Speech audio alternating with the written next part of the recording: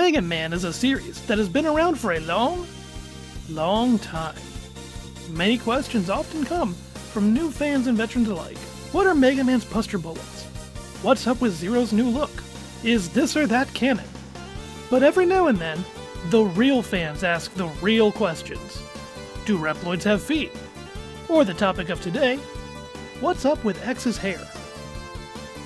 Mega Man X, the hero many Mega Man fans adore. Who's the figurehead of their favorite series to play?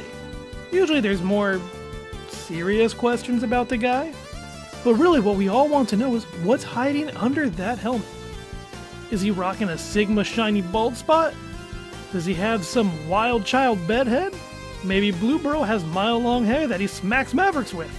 It might seem silly, or to be blunt, kinda stupid, but you have to wonder why it's never explored. Every other Blue Bomber has taken off their helmet in some point in time. Or at least has been drawn without one. I mean, heck, even EXE here is shown without it. Meanwhile, you have Volnit over here who's pretty much always topless. I see why you like him so much, Tron. It's all about the do, isn't it? But while every other Mega Man has taken off their helmet at some point, X just never has. You might think he lacks the ability to do so, that his helmet is his head.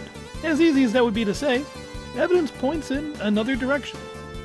Reploids are not bound to their original designs, because fashion is a necessity. Outside of questionable sources like Dive, which have characters change outfits altogether, Iris takes a whole new look between Extreme 2 and X4. Originally, I had thought it was just her hat and whatever this bib thing is, but looking closely, you'll notice just about everything on her changes. This would imply that Reploids can, in fact, change out their armor parts, helmet included. Even Massimo here inherited his set of armor from the previous Massimo. We even get to see an armorless Reploid. Many cling to this small work of art that can be located in the Complete Works book. Here you find the concept art of a helmetless X and Zero, drawn by Inafune. As the comment says though, these were done for a toy line for Bandai, one that focused on mix and matching parts to make your own creations easily. Fun for sure, but this was really our first look at a helmetless take on the guy. Many choose to disregard this cue ball design. It's just for a series of toys that look seriously freaky without their headgear. Plus, a bald X would be just like Sigma. Or are we not allowed to have more than one bald Chad in the series? Though what if I told you that in-game, there's an odd instance supporting this look? Aside from that expert about this being the only official art, well, it's minor, and easy to overlook given everything going on. But in Command Mission, we see Colonel Reddit preparing himself to ascend to godhood, and hey, look at that! He's bald, but in the freaky weird way. It's not a one-to-one, but it's similar enough to the concept art. Who'd have thought the old grumpy trader would be holding such a deep-rooted secret for so long? Makes me wonder if that's what Colonel looks like when he takes off his hat, helmet thing. Mechanical Head X has some merit to it, but what else is there?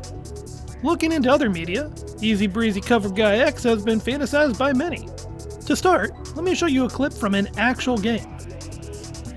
Whoa, did you see that? Video man, rewind and slow down. We need this stat. Well, right here, X just outright took his helmet off because he could, I guess? I don't know the reasoning as to why this was decided to be put in the game, but hey, there it is. A helmetless X. You may have noticed some oddities on this game already, such as the numbers. This is one of those games that obtained a license from Capcom, but Capcom themselves didn't have any part in its development, and it's completely ignored by Capcom. So while it is indeed an interpretation of X, this doesn't necessarily mean this is what X looks like under the hood. Interestingly enough, a similar hairstyle in X shows up in the Brazilian Nova comic. Iwamoto's manga also takes aim at X's hair, with the last page of its run. Here we have X holding onto his helmet with a small bit of hair being seen, while the rest is covered by the brightness of the light. While some might complain about this choice, there might be some merit to it. There have been times where the developers have been asked the exact question. Now, I wouldn't blame you if you expect my next words to be something like, "It's for you to decide," because that is Capcom's favorite non-answer. But this time, it was addressed well.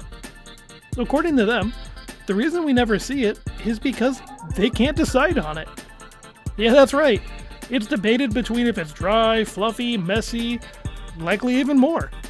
It appears that Capcom wants a uniform look for X, without his helmet.